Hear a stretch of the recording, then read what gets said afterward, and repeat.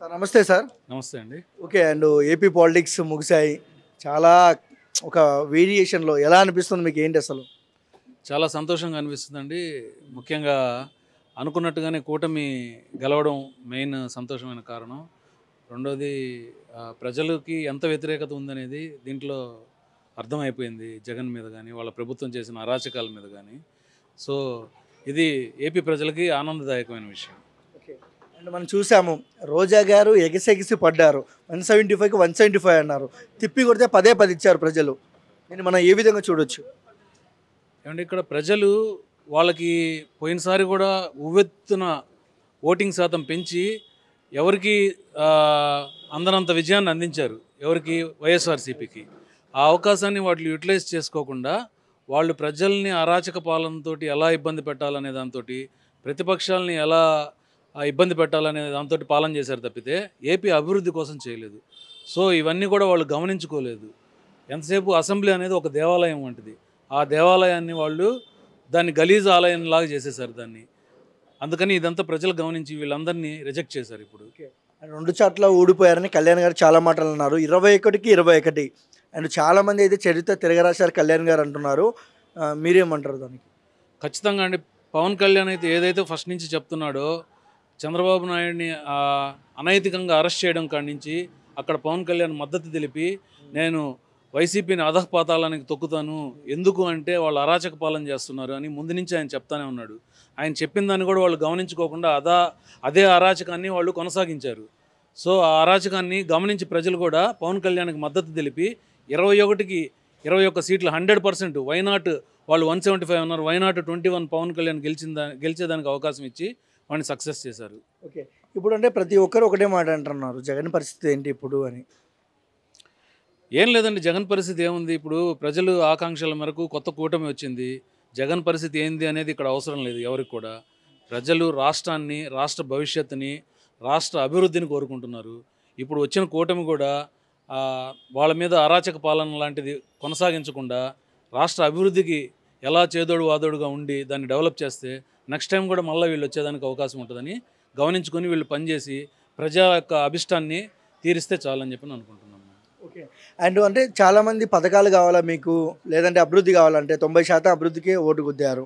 దీన్ని మనం ఏ విధంగా చూడొచ్చు?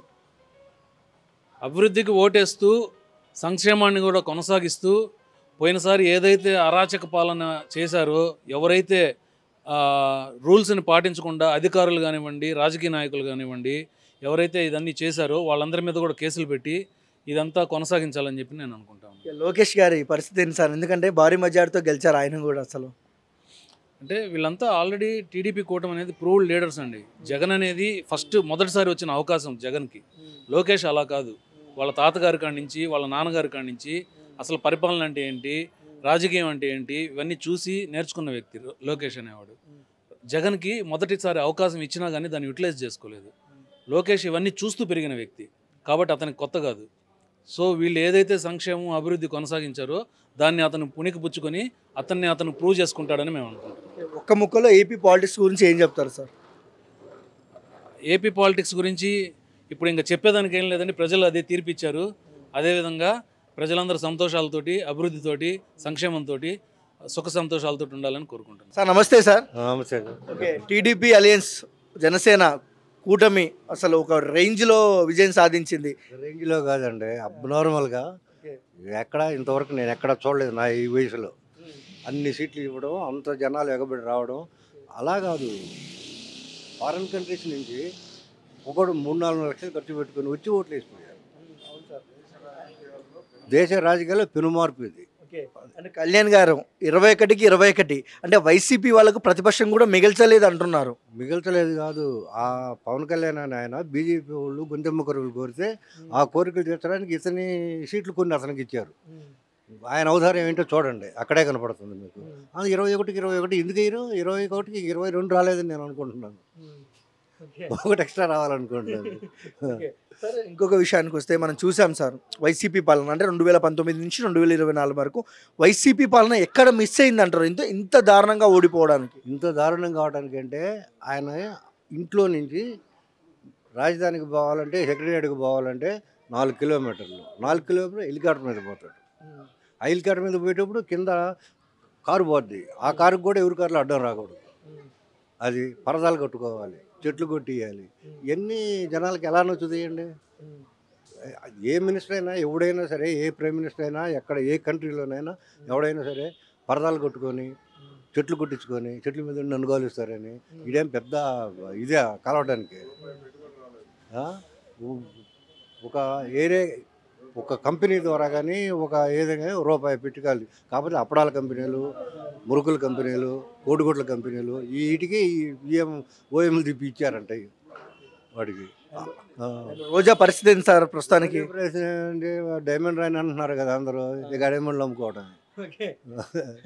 కొడాలి నాని గారి పరిస్థితి ఏంటి? తల మీద గడ్డగిక్కొని ఎవరు గుర్తుపట్టకుండా తలగొడ చుట్టుకొని తిరగాలి. తిరిగితే కొడతారు కాదు, తంతారు కాలుతో. అంటే సంబంధం లేని స్కిల్ డెవలప్మెంట్ కేసులో చంద్రబాబు గారిని అరెస్ట్ చేశాను చాలా మంది అన్నారు. ఈసారి జగన్ గారి మీద ఉన్న కేసులతో ఆయన మళ్ళీ వాడివన్నీ ఒరిజినల్ కేసులు అండి. ఈ జగన్ గారు అలా స్కిల్ డెవలప్మెంట్లు ఎప్పుడూ అరెస్ట్ చేసేవాళ్ళు. దీనికంతా కారణం పై పెద్దలు, వాళ్ళు ప్రేరేపిస్తేనే ఈయన తీసుకుపోయి బొక్కలు వేయడం జరిగింది. నిన్న ఏడ్చారు కదా సార్ ప్రెస్ మీట్లో నిన్న జగన్ బాబా. అవును, ఓడిపోతే ఆడవడా ఏంటి? నా బీసీలు, నా ఓసీలు, నా ఈళ్ళు, నా వాళ్ళు, అది అందరికీ నేను బటన్లు నొక్కాను, నాకు ఓట్లు వేయలేదు, ఎందుకు వేయలేదు నాకు అర్థం కాలేదు. ఎందుకు అర్థం కాలేదు? ఇవన్నీ అదా పనులు చేస్తుంటే నువ్వు బటన్ నొక్కావు, మంచి పనే చేసావు, కాదంటం లేదు. కానీ మిగిలినవన్నీ ఏం చేసావు? పార్టీ అవతల పార్టీ వాళ్ళని రాళ్ళు వేపించటము, ఇంకా ఎదురు తిరిగితే వాళ్ళని తీసుకెళ్ళి వాళ్ళ సొంత ఎంపీనే కాళ్ళు వాసిందా కొట్టి లోపల పెట్టారండి బొక్కలో, రామకృష్ణరాజుని. లేకపోతే వీలుంటే చంపాలని, వీళ్ళు లేక చంపలేదు. ఒక్క ముక్కలో జగన్ పాలన ముగిసిన జగన్ పాలన గురించి ఏం చెప్తారు? అరాచక పాలన అంతే. మొదలైన అలియన్స్ పాలన గురించి ఏం చెప్తారు? మేము అనుకోవటం మేము తెలియదు మాకు, బట్ మంచిగా చేస్తారని అనుకుంటున్నాం సార్.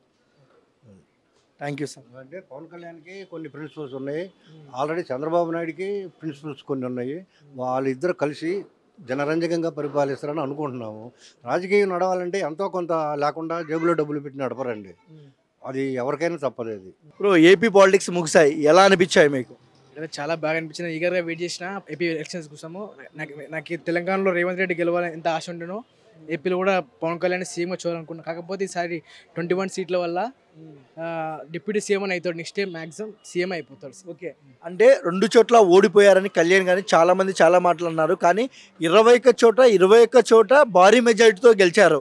ప్రతి ఒక్కరు ఒకటి పవన్ మేనియా వల్లనే గెలిచారు అని మీరేమంటారు? దెబ్బకు దెబ్బ అనమాట.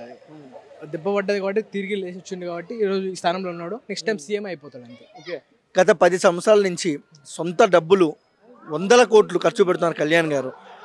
అంటే దాని కలగన్నింది సీఎం కావాలో ఎమ్మెల్యే కావాలో కాదు, ప్రజలు బాగోగులు మంచిగా చూడాలి అని ఆయన కళలు నెరవేరింది. ఎలా అనిపిస్తుంది? 100% నెరవేరింది. ఆయన సొంత డబ్బుని ప్రజల కోసం ఖర్చు పెట్టాడు, రైతుల కోసం, ఎంతో పేదవాళ్ళ కోసం ఖర్చు పెట్టాడు ఆయన.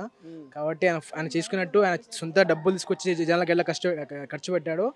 మ్యాక్సిమం ఆయన ఇప్పుడు వచ్చే పైసలు కూడా ప్రతి పైసా జనాలకే పెడతారు అనుకుంటున్నాము. ఒకటి జనాల నుంచి మంచి రెస్పాన్స్ వస్తుంది. నెక్స్ట్ టర్మ్లో సీఎం అయితే ఖచ్చితంగా అయితే మేము కళ్ళతో చూస్తామని అనుకుంటున్నాం. రోజా గారు చాలా మాట్లాడినారు నువ్వు గెలువు అని.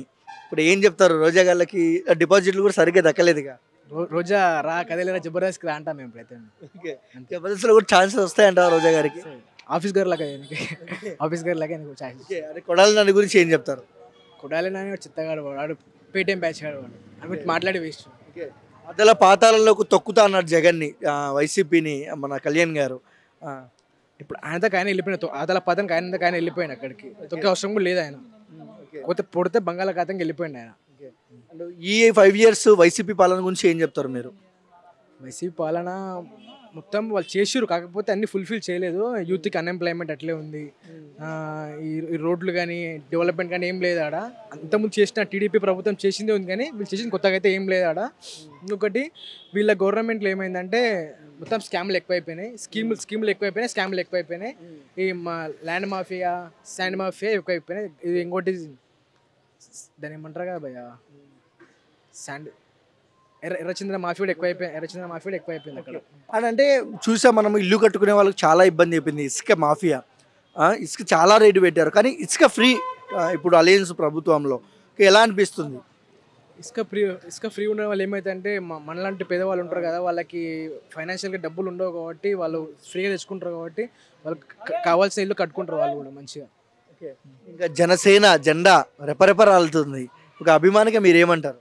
ఎప్పటికెళ్ళి ఏరే వెయిట్ చేసినాము, నిన్నటితో మా ఆనందం తీరిపోయింది. అది మా గల్లీలో టపాసులో కలిసాము. చరిత్ర తిరగ రాసినారంటారా కళ్యాణ్ గారు? 100%. నెక్స్ట్ టైం 100 సీట్ల పైగా వస్తాడు జనసేన పార్టీ నుంచి.